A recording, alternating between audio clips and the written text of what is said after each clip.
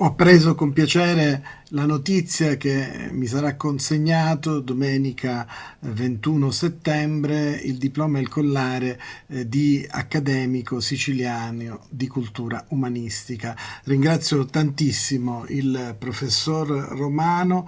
sicuramente uno dei più autorevoli e insigni studiosi e intellettuali siciliani, e il Senato, il collegio dell'ASCU per questo riconoscimento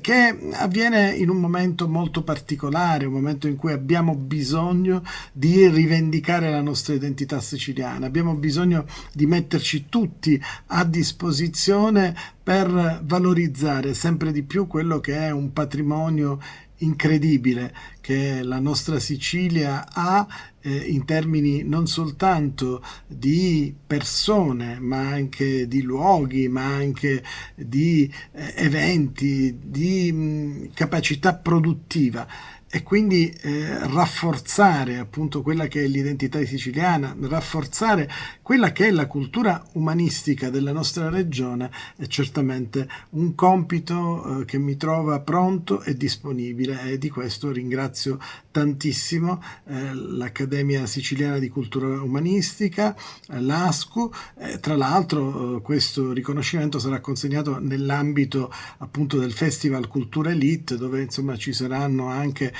l'ex Presidente della Camera, Vicepresidente del Consiglio e Ministro degli Esteri Gianfranco Fini, un grande intellettuale, scrittore italiano, Marcello Veneziani, ma insomma ci sarà anche un contesto interessantissimo legato a performance, a momenti di confronto, e quindi ringrazio davvero il professore Romano e tutti i suoi collaboratori per questo riconoscimento che apprezzo tantissimo e che mi impegna sempre di più a far meglio con passione e con abnegazione.